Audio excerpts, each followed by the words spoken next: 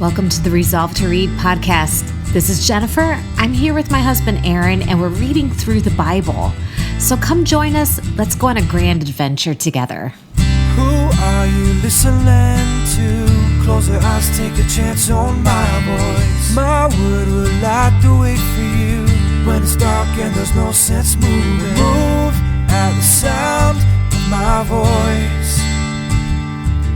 Move by the light, make a choice. Listen to my voice.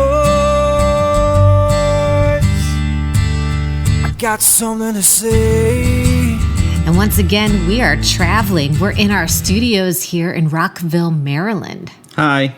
And Kind of DC. I mean, not. We're outside of DC. Yeah, I mean, you're like, what's so 2 days in special DC, about yeah. Rockville? Well, it's special because you can hop on a train, you can walk to the train, and in 30 minutes, you're in Washington, D.C. So it's a cute town. I really like our hotel here. Yeah, it's nice. It's a very nice hotel. I don't know if they've recently remodeled but it seems like new carpet. When's the last time you were in a hotel where the carpet was obviously new? I know. So 4 stars to Cambria. I think that's how you say Cambria. Yeah, we'll definitely do again. Hotel in Rockville, For the value, for sure. Maryland. So Yep. Good job to the hotel team. They did a great job. So I'm a business owner, so I understand a shout out is very nice. So if you're ever thinking about, well, I'd love to go to DC, but I don't want to spend extra to stay in DC, this is a great way to do it. You get your day pass on the train. Yep. And you just go all over the place. Yeah. And that's what we did. We took our exchange students. We have an exchange student from France, an exchange student from Germany, and they survived And going to the capital. They're so familiar with using the subway. Oh, yeah. We have limited experience of using the subway. Like 10 years ago, I was comfortable in New York on the subway, but they are so familiar with it. We got to the point where it just made sense to let them tell us where to go and what train to get on. It was nice. You were struggling with it. I was struggling. You were struggling. I was like, fine, she's got it. Let's just, Faustine has it. She's got it. And Malou had it too. And then Malou got us onto Lime scooters, which was fun we just used them once. That was scary. It was slightly scary, but it was a lot of fun. Yeah. And Doug was just running alongside. He loved it. Yes, he did. I didn't think he would be able to keep up with us because we were on scooters and he's just on his legs. But I was in the back, and there was times that he still wanted to go faster. Oh, yeah. Doug is our dog. Yeah. Not some poor guy. Yeah. That didn't get a scooter. He didn't want a scooter. Just some poor guy with us. Yeah. Who just had to run along. Okay. So, yeah. So, Do you have some headlines for us today? Well, I mean, we should think about, the devastation. I don't want to gloss over that in Thailand. I can say that. Okay. And they had a huge earthquake. It's looking like maybe thousands of people have perished. And so I just want to keep them in our prayers. I don't know if there's anything, if we could think of practical things we can do, if you know of agencies that are sending help, to be a part of that. So it's just really devastating what's going on there. We also have 1,000-year flood about to happen. 1,000-year flood? 1,000-year, yeah. You have the 100-year flood, then you have the 500-year flood, and now we have the 1,000-year flood. Great. In the middle of the country. Yeah. Cool. So, cool. Yeah, I was up late watching all the tornado warnings because for some reason the Dayton area, they get a lot of tornado warnings. So I text my daughter in the middle of the night and you got a tornado warning? And did she respond? She did. I'm proud of she her. lives there. I'm sure she gets her own tornado warning. She doesn't need you telling her She about needs a them. mommy tornado warning. She is a mom. Hey. So I'm sure she's very but I'm still her mom. Yes, I'm sure she's very conscientious of safety of her child. Yes. And so just some follow-ups. I just saw the best picture of Arthur I think he's ever taken. Oh, by yeah? the way, since we're talking about her child. Arthur's our grandson. Yeah, and he just had the cutest picture. Well, ever. he's really good at the whole selfie thing. Yeah, it was very nice. Okay. Let's just see what else is going on in the news. We got those major, calamities just to be thinking about and praying for people. And if you can think of anything practical to do to help them, I would encourage everyone out there listening, because someday it could be us needing help. And so that's, part of being a Christian is reaching out to those in need and helping them out. And let's see, more AI news. I mean, just always about AI. Is this something I should be worried about? I don't think so. Okay, well, it says Bill Gates from the New York Post says that AI will replace doctors, teachers within 10 years, and humans won't be needed for most things. I wonder about, first of all, I think if you knew what piece of the AI industry to invest in, now will be the time. This is not an investment podcast, but I just read something recently about somebody who, if you invested $10,000 in 1996 in Amazon and you hung on to it through the ups and the downs, at one point it lost 90% of its value, and then hung on to it, today it would be worth $16.5 million. So... Yeah, but how do you predict that? Well, that's the point. A book company is going to do that. So that's the point. Is I think AI is like one of the next things. But I mean, who am I? I'm nobody. I'm just saying I wouldn't know how. I wouldn't know the first thing. If there's any about listeners that how to have invest in AI. some idea of where commerce is going to go because of AI, let us know. Also, I think AI, well, it might be doing a lot of things. I don't know that it's really going to be very effective at doing things like hands-on stuff. Like trades work, whether it's mechanic or they carpentry. Can have hands too. Yeah, but here's why: because it's like if you're a carpenter, you go into somebody's house, or you're a plumber, or you're an electrician. Every house is so very different that I don't know how AI would ever. First of all, you'd have to have a very capable robot, right? You'd have to have a very capable robot, and then second of all, that robot would then have to be able to figure out, understand the intricacies of each individual house and each individual issue. AI might be listening to our podcast right now. Not right now because I haven't posted it. Okay. But, maybe through my apps they might be. So you're giving them ideas. Yeah. And that's going to just help them. I think it's going to take a long time. Okay, well. For AI to be able to do anything So like that. the Ark of the Covenant's location has been revealed in declassified CIA psychic experiment files from the Express US verified publisher. It's verified. Ark of the Covenant's location revealed in declassified CIA psychic experiment files. Interesting. I don't know what that is. Okay, and this is just another sign that there's a couple here that my phone is listening to me.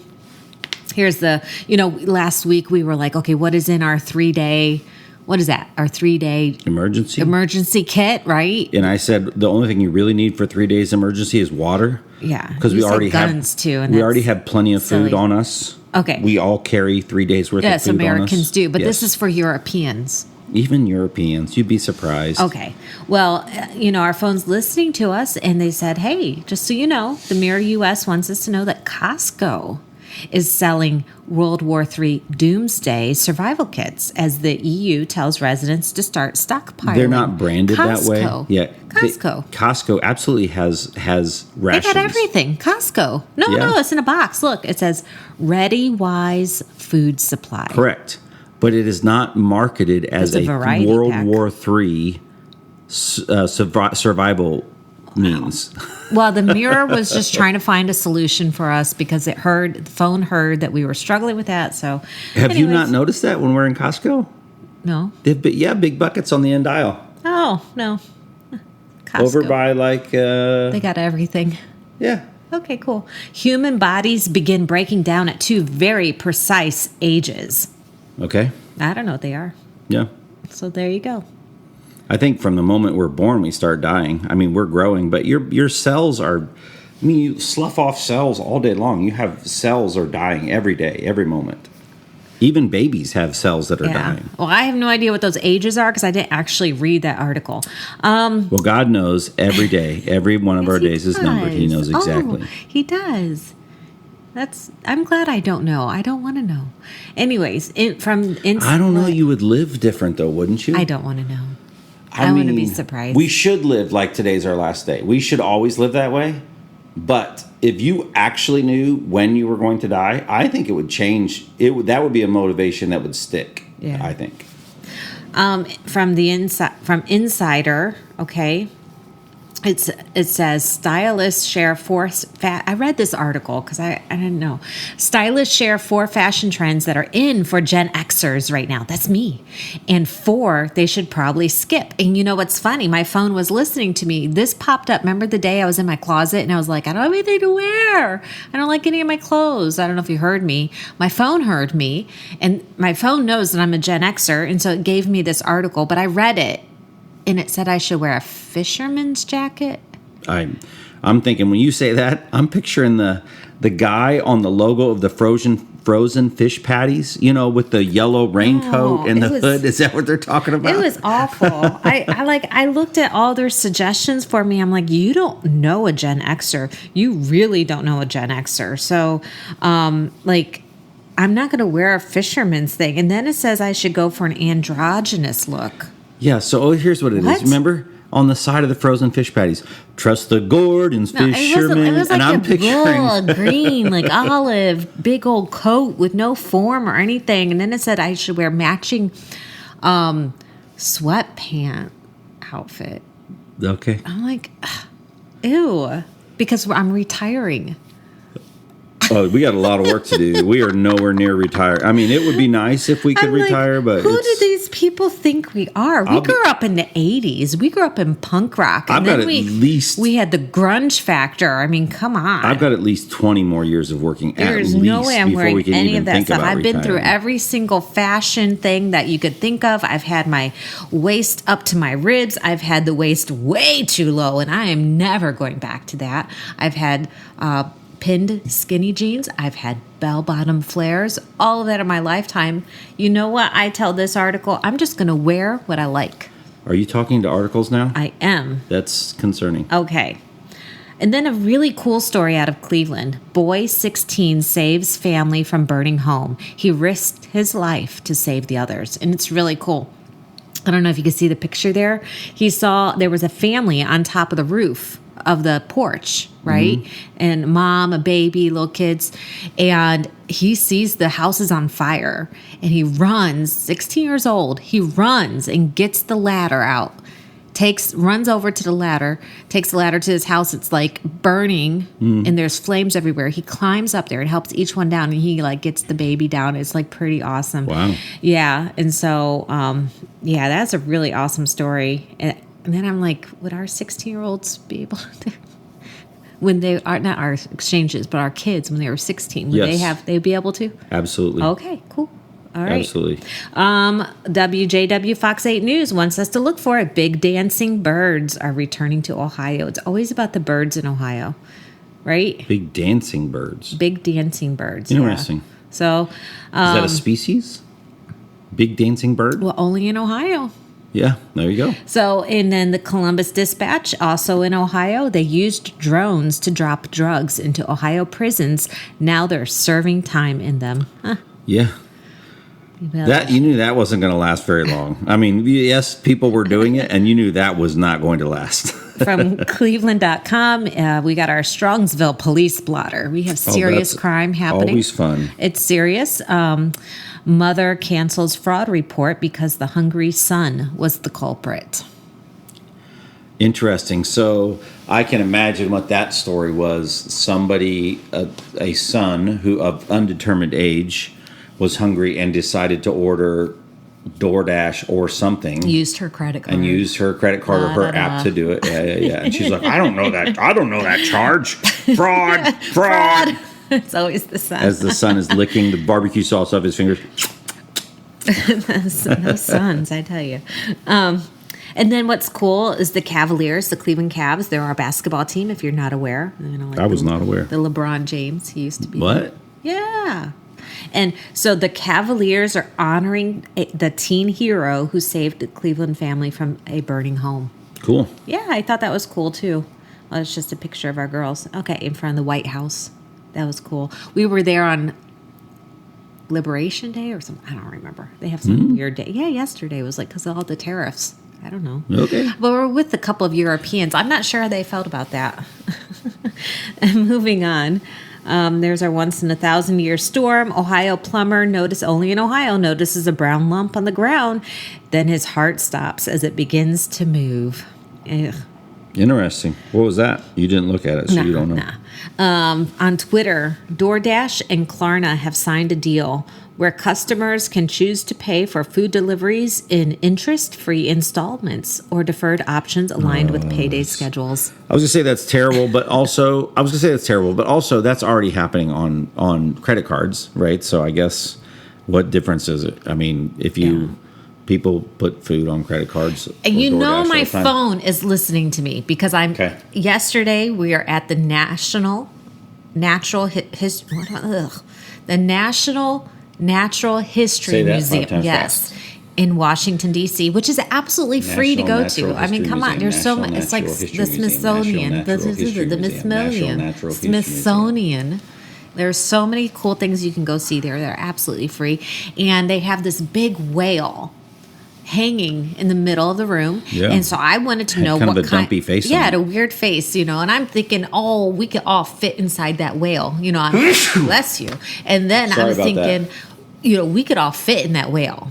Yeah. Yeah, and the mouth is so big, we could all right inside. I mean, yes, not comfortably like in the animations we saw when we were kids, where the guy was on a raft and he's like building a fire on, which I never understood, on a wooden raft, and there's like a sail on the raft and everything. He's just this little tiny thing inside, not in that whale, but we could have fit in there. We could have easily and had it wouldn't have been pleasant. Whole family. It wouldn't have been pleasant. And then so I'm looking at it. What kind of whale is that? I wanted to know. It's called a right whale. Right whale. And Spell it.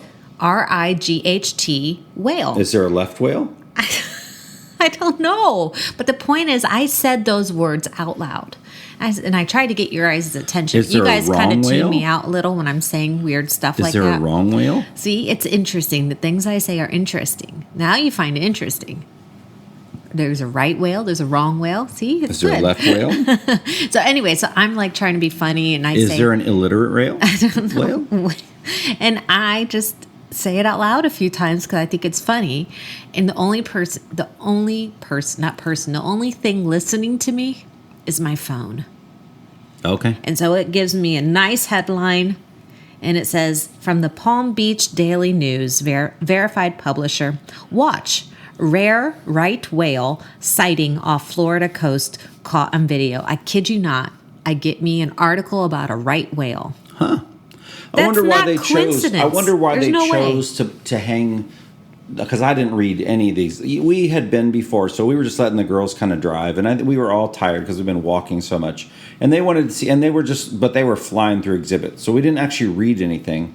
I wonder why they chose. It was a big whale, but I wonder why they chose the right whale as a whale to have in the Natural History Museum. Because you could totally go inside and live there. It's so big. It was big. It's really big, And we got to go. But do you think it's bigger than, like, I don't know. I didn't read the article. I didn't read the exhibit. So do you think it's like bigger than a sperm whale or something? I mean, I always think of that as kind of the biggest whale. I have no idea. That's the extent of my knowledge about whales. Okay. And so then we went to the Capitol building, right? We did. And Ohio is a joke around the world. Okay. They just say, so that's why we say only in Ohio. What does that have to do with the Capitol building? Okay. Well, they had the statue there. So there's different statues that the states can donate. Correct. And it has to be a free gift, and there's a lot of rules. And then you have the statue in this big room.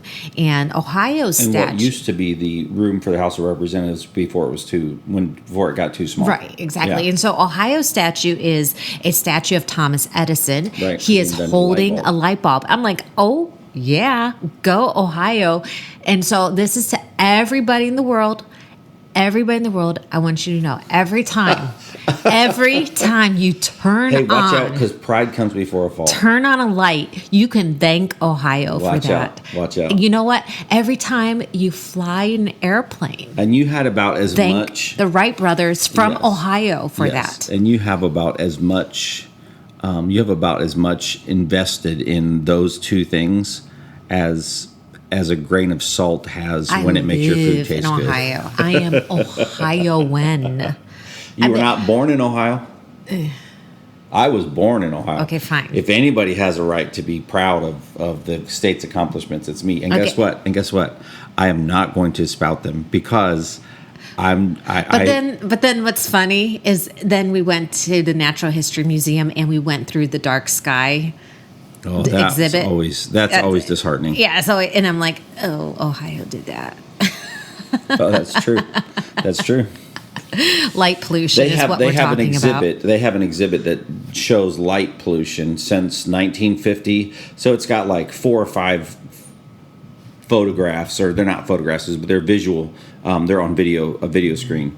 And has 4 or 5, like 1950, 1978, 1998, and then 2025. And so it's just showing the country.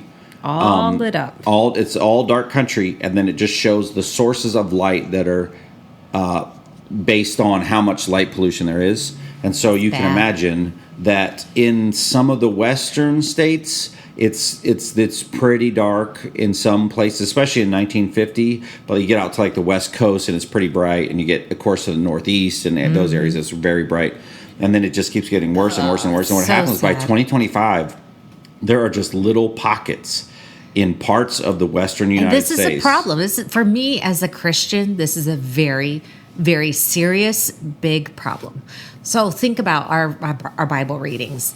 He tells Abraham, your descendants are going to be as numerous as the stars. As numerous as the stars. Well, but from Strongsville, that means 3. Yeah, if you look up in the sky. So he's going to have 3 descendants. It's a little better. It is a little better. I will say, growing up in the country, it's a little better if you're out in the country, because the light sources are it gets much darker. Like if you're in the middle of a field or someplace like that, it's much darker, but it's still polluted. I love being here in the city. Like, I do love the city. I love people. I love lots of people around. And yet at the same time, I am surrounded by the invention of man. I think a bucket list item for me is to go to one of the like dark sky habitats, like one of the places that are protected for that reason. Yeah. I think the darkest, I don't know. I think one of the darkest sky places in the world is some mountaintop in Hawaii. You know, darkness is good for us. It really is. Because there's things we cannot see unless we're in the dark. Like, there are just some things we can't see. We cannot see the Milky Way. Be careful because the scriptural metaphor. Darkness, but yeah. Well, the light shines in the darkness. True. And we literally cannot see most of God's creation because we don't have darkness. And God created separated the light from the darkness on purpose. God made that promise to Abram, right? When God made that, at that time, there was light pollution. I mean, it was like campfire and torch pollution, basically, candle pollution. So it was very dark. The sky must have been amazing. And they sat and contemplated it. So when God said, as numerous as the stars in the sky, imagine. Yeah. So I just feel like that it's different than the spiritual darkness, because it even says that the light inside of us, is a light in the darkness. Anyways, moving on. We're just in vacation mode right now, so we're not gonna probably get super deep. I think we need to touch. Well, plus we're not in any type of studio. Our studio is the hotel room. If you can hear the city sound in the background. I think there's 5 really important characters in this week's reading, right? God, of course, is one. Yes. Of course. Good. And then there's Samuel, and then there's Saul, and then there's David and Jonathan. And I think that comprises most of this week's reading. Okay, that's a great way to narrow it down for us. Okay, Samuel. Who is Samuel? We talked a little bit about him last week. We should go back into the 20s. Technically, we shouldn't be talking about the 27th because we're just covering 7 days, but we should go back to the 27th of March, because the 27th of March, we know earlier, and we kind of ended last week, we talked a little bit about how Samuel's mom was praying for a son, and then God finally answered her prayer and then she weaned her son and took her son and devoted Samuel to the temple, to God's service. And then, but on the 27th, we read about Samuel hearing the voice of God. And now he's still a boy. He's a young boy. And God calls out to him and he hears and he responds. But to me, that's imagine that you are, I don't know how old he is, 4, 5, 6 years old. He's a young boy. He's not a teenager even. But you're a young boy, and you literally hear the voice of God. In fact, he's confused. Yeah. He runs over. He goes, "Oh, yes, I'm right here. What do you want?" I just keep imagining, I'm here. Yeah, I'm right here. He's like, "Oh, I didn't call you. Go lay down. Go lay down." He's trying to sleep. come on. And so then it happens This woman again. gave me this little kid to watch. Samuel goes to the Lord. And so it happens again. Samuel goes to Eli. I'm here, sir. I'm here. What do you want from me? It's like, it's not me. Oh, and he finally clicks with Eli. And he's like, next time that happens, just say, I'm here. I'm listening, Lord. And so he does that. But he's a boy and he hears the voice of God. It's pretty cool. And it's got to be, that's life changing, right? To But the thing he hears is not a pleasant thing for him to have to communicate to his new friend Eli. Yeah. Yeah. So he basically tells Eli, hey, God's mad at you. Yeah, he says, speak to me. I'm all ears. And then, he has to go tell his basically his like his father father figure. Yeah, his spiritual mentor for sure. And the person who's responsible for raising him is going to say, oh, God's not happy with you. Yeah, because his sons are really, they're quite vile in the way they're behaving.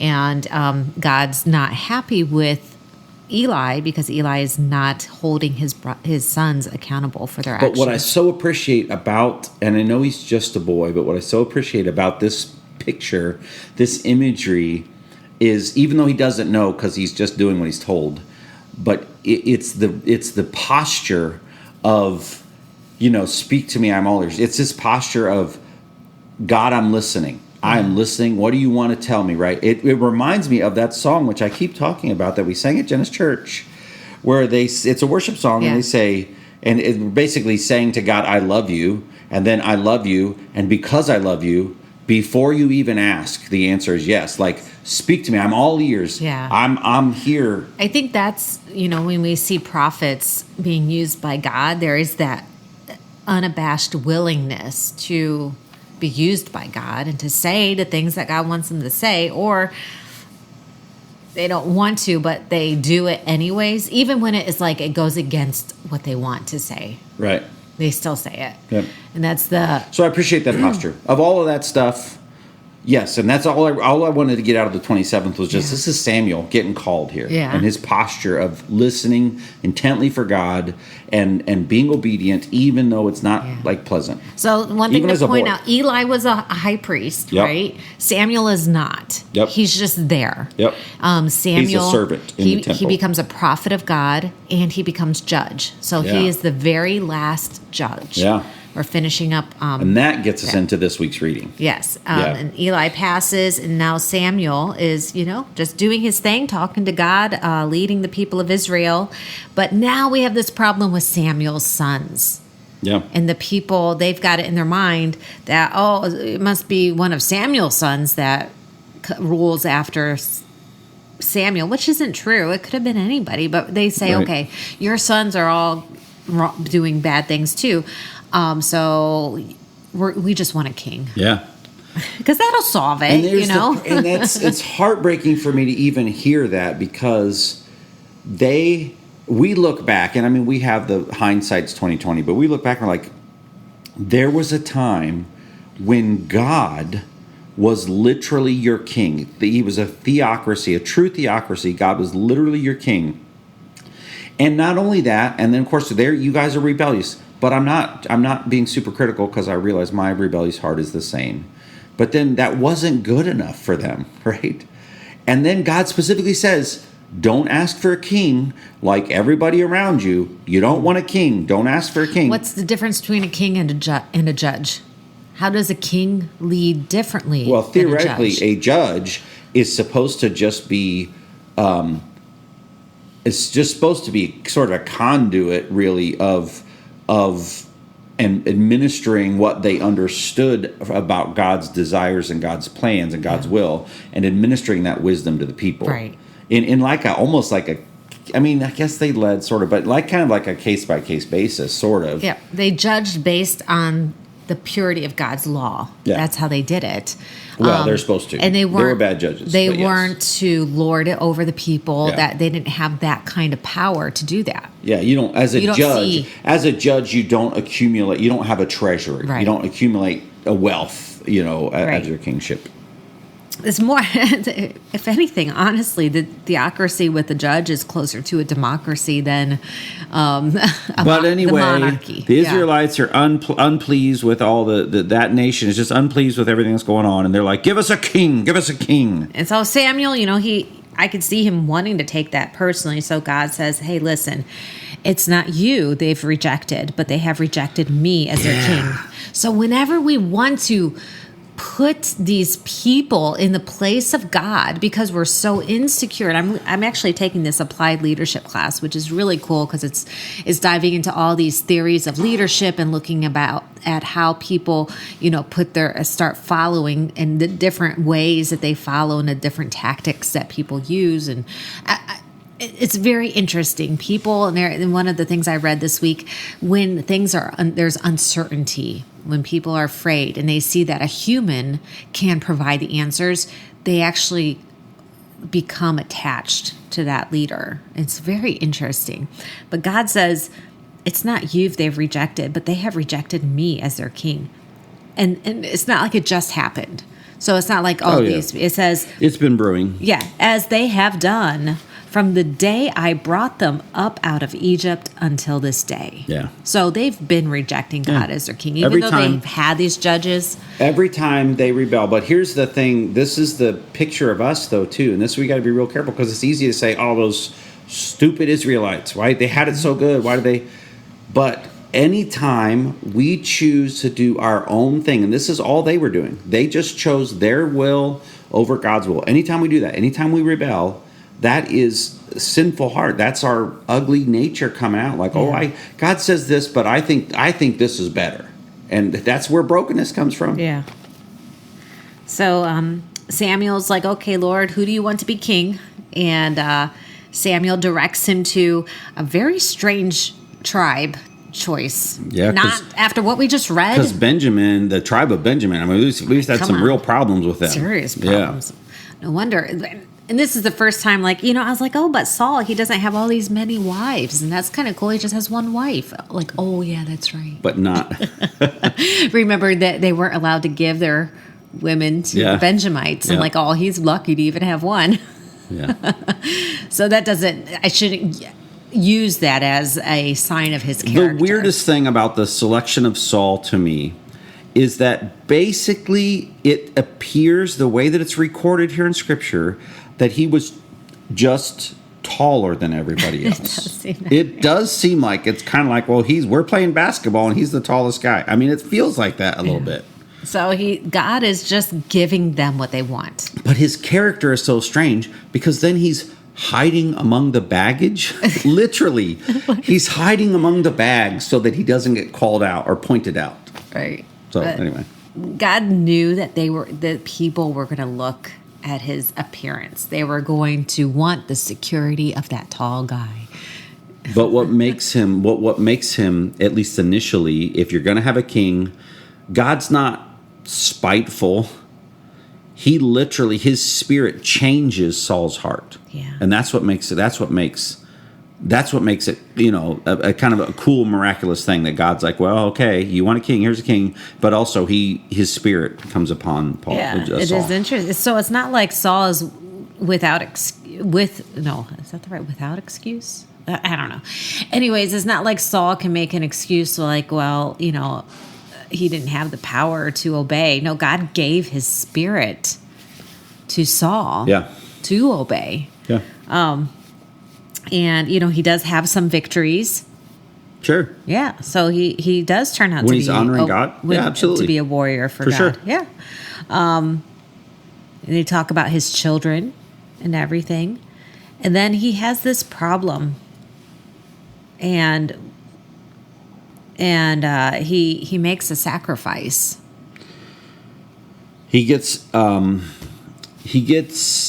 impatient, waiting for Samuel to show up before a battle, and he knows he's not an idiot. He's like, well, I can't go into battle without God's blessing, right? Because it's God we win because of God fighting for us, and it's several days, and it's longer than we see the same thing happening again. When Samuel, so he goes ahead and he offers the sacrifice to God, which he shouldn't have done on his own. But then when Samuel shows up and calls him on it and points it out, what have you done? It's crazy how we see this same thing that we've seen all the way back from the Garden of Eden, right? Well, the woman that you gave me. Well, the serpent. And Samuel's like, Saul's like, well, you didn't, You weren't here. You weren't here. Yeah. It's like it's what we do. Humans do Pass that. the blame. I wanted to do that yesterday when I realized I was walking the wrong way around the Capitol. I was like, who can I blame for this? And I had no one to blame but myself. It was terrible. I led you guys around the wrong way. Yeah. It doesn't matter. Nobody felt that way. But it doesn't matter. My first instinct was, I got to shift this blame somehow. I can't be responsible for this. You're sweet, honey. But I'm telling you what was in my heart. It was obvious what was in your heart. I'm confessing. But I felt so guilty. I didn't want to be responsible for that. It's okay. I appreciate you. No, I mean it. It's okay. I didn't expect you to be perfect. And I've been there once, but we came at the Capitol building from a whole different direction because we used the subway. And the last time we came, we walked up a hill and we walked. It's a lot of walking. So for me to have added that much walking to the whole. I think that's what made it stressful is that we were just all tired from all the walking. And I just added all that walking. And I'm like, this is just a terrible thing I did. It has to be somebody else's fault. But honestly, walking, we approached it from a different direction last year. And we're totally rabbit trail here. But because we did, I almost didn't see the lower visitor center area. It is tricky. Because we were up near the building. And for a while, I was like, are we even allowed to be walking right here? There were other people, and I was like, okay, but not very many. There was a lot of people beyond these barriers. The entrance is underground, and it's difficult and because it's underground, if you're up at that level, you can't really see it. If you come from the wrong way. Yes. And I was like, for a while, and then Capitol Police rolled up on his bike to have a conversation about Doug not being a lead. Yeah. And when he rolled up, I was like, oh, crap, are we not supposed to be? It's funny, though. There's lots of, people in suits. But one funny thing, rabbit trail. There's two funny things. Because I have my German exchange student. And there's a lot of tour guides everywhere. And we're just walking about and walking past one of these tour guides. And real loud, she goes, what did she say? We were at the White House, and she was giving a tour. And she had a whole group of people. It was before we got there.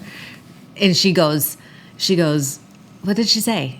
Word for word. She said something, the Germans were burying bombs. Yeah, what are those called? Landmines. Landmines. She's like, and the Germans buried landmines everywhere. And Malou just turns her head and just goes, what? That was funny. I said, you should have said something. And then the other funny thing is, I've already forgotten. Well, when we were at the Lincoln Memorial, we went at night, which, by the way, if you're ever going to visit D.C. and you want to see some things, I strongly recommend. I've been during the day and I've been at night. You got to see the Washington Monument and the Lincoln Memorial at night because they're just beautiful when they're lit up. And we were in the Lincoln Memorial, and it's spring break right now, I guess, because there were lots of students, lots of like high school students there, like classrooms of people, and of course they were all just being teenagers at night in the dark. In this thing, and it's very loud in that chamber. It's like a huge echo because it's all stone, and they were just going back and forth. And what happens is because the volume gets higher, then you have to talk a little bit louder to be heard by the person you're standing next to. A lot of teenagers it echoes there. lots and lots and lots. And so then an armed Capitol policeman with like an AK-47 and everything and a bulletproof vest on walks into the middle of the chamber and screams, "Be quiet in the chamber," something like that. I don't Silence know. in the Shut up. He basically yells, "Shut up, teenagers." But it is a place to be very respectful. And I read out loud the Gettysburg Address, and I recorded it, and I thought that was pretty cool. Yeah. And then on the other side, you have the Emancipation. How do we pull back from our rabbit trail?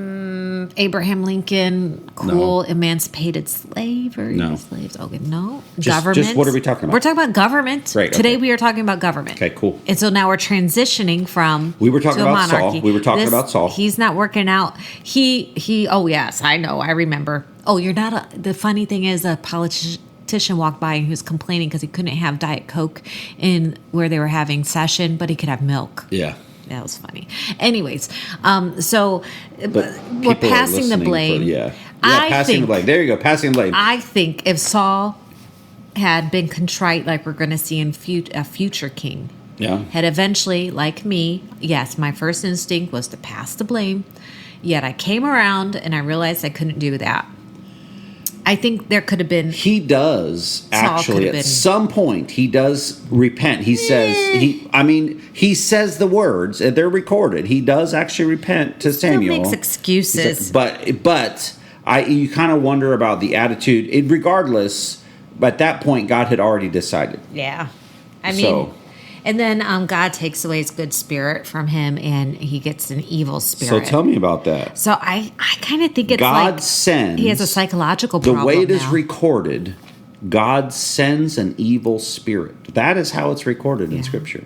Yeah, I think it's like some kind of psychological disorder. And it seems like to be intermittent. Yeah.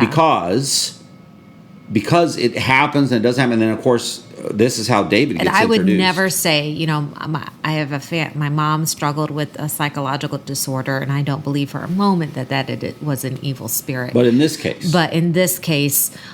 This is definitely sent by God to torment Saul. Yes, yeah. 100%. And so he wants, somebody to come soothe him. So David comes in, plays his harp to soothe. Yeah, well, so Samuel at some point actually goes and anoints this son of Jesse with oil. But this is before David. This is before Saul needs a David. Yeah.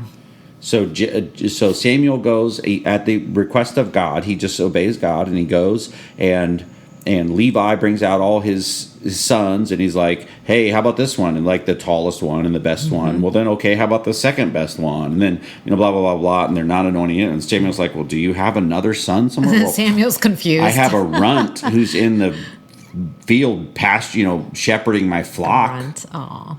Well, effectively. Yeah, the youngest. And so then Samuel says, well, bring him in here. And God says, this is the one, anoint that one. God is so and so he that. anoints him with oil. I mean, how often have we seen and he the youngest says, chosen? you're going to be. He says, Yeah. I'm anointing. You are God's chosen. I'm anointing you with oil. You are going to be king. So but then the story shifts, and we go back to now the nation, the army of Israel in the field against Goliath, right? Mm-hmm. And I guess right before that, you're right. That's when he calls, Saul's having this evil spirit, and he's tormented by it. And so he says, hey, I know of it's pretty tricky of Samuel, actually. What? I know of a guy. He can play a harp. Too. I know a guy. Yeah, I know. He's this great guy. He plays harp, and I think we should have him coming soon. Now, I did anoint him to be king, but He doesn't tell him that. Yeah. Yeah. There's the train. There you go. So David is, kind of living in the house there. And then at one point he does kill Goliath. I mean, that's kind of a cool thing. I think it's super critical. He goes, everybody else is afraid. Saul is the king. He's afraid.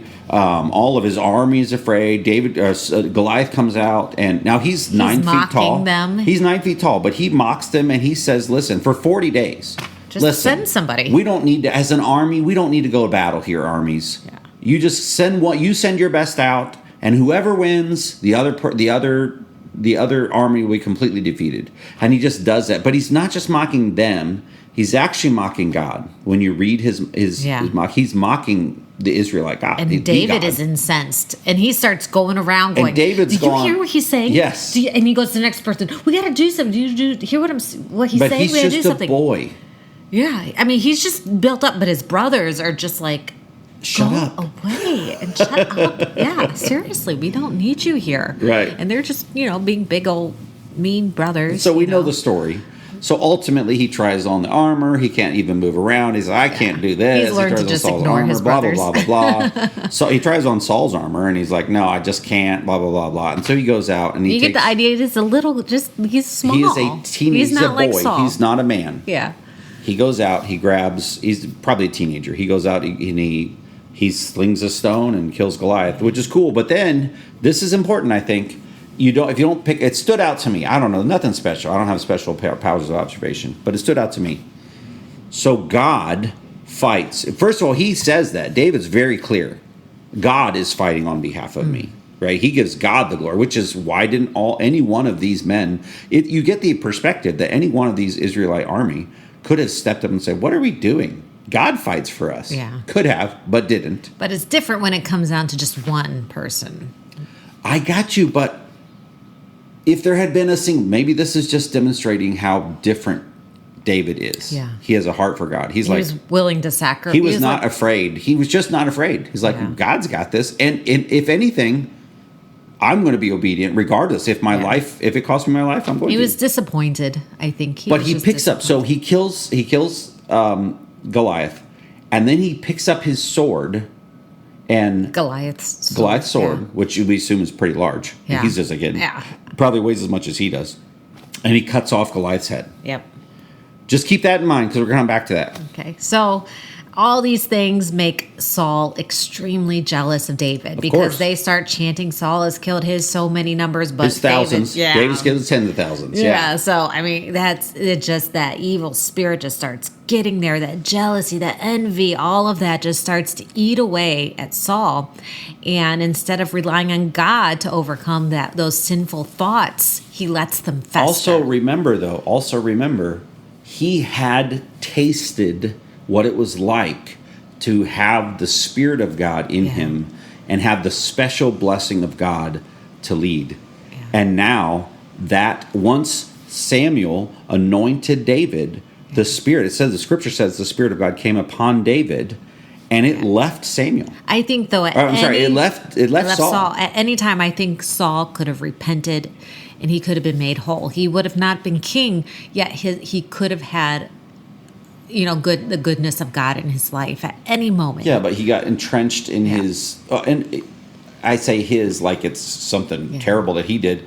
It's true for all of us. Loss. We get entrenched in our self-centeredness and our self-focus, and there's something that we value or something, maybe a position we used to have or something, and we've so elevated in our minds that we can't imagine that somehow it's not accessible to us anymore. But anyway, he gets jealous. He gets jealous to a murderous rage. Yeah, it is murderous. It is, and if he can figure out a way to kill David, he would do it without even. So David is actually in his presence at this point now. He's often around him. He's serving he's like part of the family. Yeah, he becomes really good friends with Saul's son Jonathan. Like they're like bestest friends, So they have like a bromance going on, and he's around all the time. That's one way to put it. Okay. So David then starts saying, hey, I'm seeing all this stuff happening. And I'm pretty sure he tells Jonathan, I'm pretty sure your dad wants to kill me. Jonathan's like, what are you talking about? No. What you talking about, Willis? Yeah. And David's like, no. Yeah, he wants to kill me. Yeah. Jonathan cannot even fathom that his dad would want to do that. So they concoct a way to figure out the truth. And so David goes and hides away from the meals for a while. And eventually when Jonathan says that David has gone to visit his family, Saul, I don't know why he basically curses Jonathan. And, I think he throws his sword at it. I don't know. He throws his spear at his own son. For letting. Well, he's already thrown his spear at David. And this is his reasoning. Times. He says, you are conspiring with David, and this is threatening your own future. So this gives a really interesting picture of what was common among all the other nations that had kings. Yeah. And Saul recognized, he's the first king, but he recognizes, here's what's going to happen.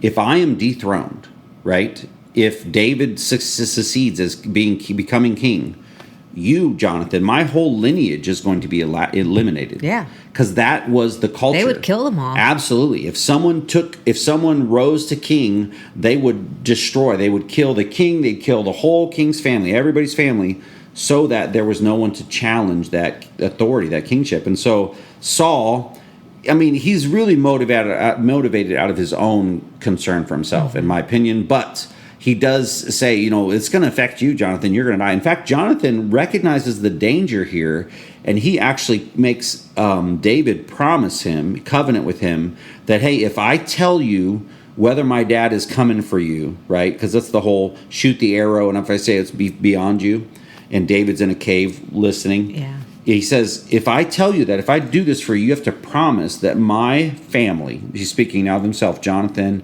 my immediate family, that we're going to be protected, that you're not going to come after us. And so David swears, makes an oath, a covenant that no, I on my oath, I won't. If you help me in this way and let me know what your dad's intentions are, you can know that you're gonna be safe. Your family's gonna be safe with me. Yeah, and so then they do their little experiment with the arrow and they say goodbye. Yep. And so now David is a fugitive. And he does gather some men with him. Yeah, but it's the weirdest, the little ragtaggiest crew. At least at the start. Yeah.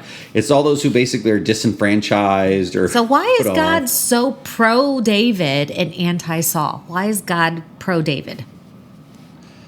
Because Scripture says that he is a man after God's own heart, and in a way, it appears as though maybe in a way that's like unequaled in history, perhaps. Like it's certainly in past history, but I wonder how much that even applies like into the future as well. That like is David like standalone amongst all generations in the way that he is after God's heart. And interestingly, out of all of these, so now he's on the run with his men. He's all this kind of stuff, and with his ragtag group, he's on the run, and he doesn't have any food to eat, and he has to eat consecrated bread, old consecrated bread, because it's the only thing. And didn't go out. He doesn't have a sword. Brings us back.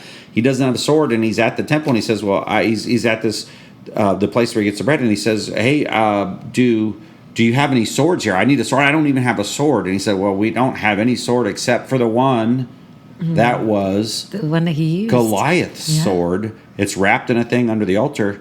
He says, "Yeah, bring me that sword." So when he's a boy, he can barely lift this thing. He uses it to take Goliath's head off. And then, theoretically, I mean, at least scripturally, we have no other account of this sword. There's no other sword like it. There is no other sword. Yeah. And David's like, there's no other sword like that. Yes, I will lead this out. So he's on the run. I mean, Saul is hotly pursuing him. But here's the thing. It's like God. So we see that sword when he takes on the enemy of God, this giant. Yeah. And here we are again. He's now has the same sword in his hands, and now he has been anointed as king by God, and he has another enemy. Now is he going to attack Saul and take the kingdom by force? No, because here's the weirdest part. He has been anointed by God as king, but he is still respectful of the person who is still king. So he does it even there. Let's say there's this one example. You would think he could. It's crazy. You would think God would fight for him, and he could just go straight up to the palace. He could just go straight towards Saul, but he doesn't. He finds Saul. Saul's in this cave where they're resting, and David knows. David and his men are in the very back of the cave, and Saul comes in to relieve himself. Yeah, and David could have killed him. Sure. Right then and there, and he does it. But his heart is so interesting. His heart, because to demonstrate, Saul would have killed David in a heartbeat. Oh yes, he would have. To demonstrate that he could have killed him, he cuts off a corner of his garment, a corner of his robe. Yeah. Right? And then he's just nothing. He's just so convicted. And all his men are like, well, you absolutely, I don't know why you're so ashamed of yourself. Yeah. But because he respects the fact that that Saul is the king that God had put in place, and because he respects the king, the status, the authority, the position of the king, he himself then is like so ashamed. Why did I let myself?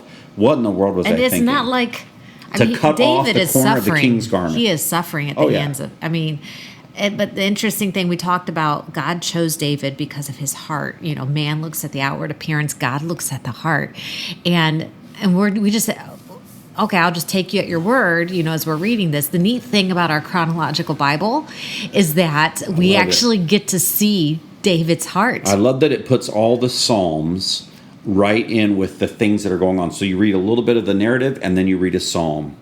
So we literally get to see David's heart. That's one of my favorite things about the way the Bible puts this Bible puts these things together. So the first song that we get is Psalm 56, And we get to read it right in the middle of this terror Pursuit. that David is Yeah. going through. And he says, record my misery, list my tears on your scroll. And then, in God whose word I praise, in the Lord whose word I praise, in God I trust, and am not afraid. What can man do to me? I mean, that is the heart. That's the amazing thing about David. That is the heart the heart that's after God. I mean, that's because think about it. He is fearing for his life, literally running for his life from a king who has an army and power, and yet his response is, God, I know you got this. Taste and see that the Lord is good. Yahuwah is good. Blessed is the one who takes refuge in him. Fear Yahuwah, you his holy people. Like what? How you can't have, you're running for your life is not the time to stop and He have the stops worship and moment. he writes psalms in the middle of all of this, and he worships God through all of his suffering. Because think about our lives. Our lives, when things are getting tough sometimes, that's all we can think about. All we can think about is the tough circumstance we're in and the tough thing that's going on, right? Or I got to live with this, or we complain about the different environment, our neighbors or whatever. All these things that are just so prominent for us and they're so horrible. These are the things we need to pray. When my spirit grows faint, this is when he's in the cave, it says. Running for his life. When my spirit grows faint within me, it is you who watch over my way. In the path where I walk, people have hidden a snare for me. Look and see, there is no one at my right hand. No one is concerned about me. I have no refuge. I mean, he's listened to my cry. I'm in need. Rescue me. Set me free. He's turning to God in his despair. No. Yeah. He's not turning against God. Well, I mean, in the Jesus connection here is just like Abraham was the father of our faith, his faith when he, brought Isaac before God. David is this exemplary king and a symbol of the king to come who will be perfect in every way, who will please God in every way. That's not David, though David is symbolic of a man who would come, God, man, together in one, in Jesus, whose heart is completely pure, nothing evil in him, and his sacrifice will atone for us, and he's coming back. Yeah. He's coming back as king to set up his kingdom. He's our only king. This is our second, third, fourth chance to finally get it right. God is our king. Yeah. Yeah. So It's amazing. It's cool. I mean, it's been a great week. So much happens this week. I mean, you go from Samuel to Saul to David and Jonathan and Goliath just all these things. There's just a lot occurs. Well, thank you all for joining us today. We will meet with you again next week. Bye. Bye.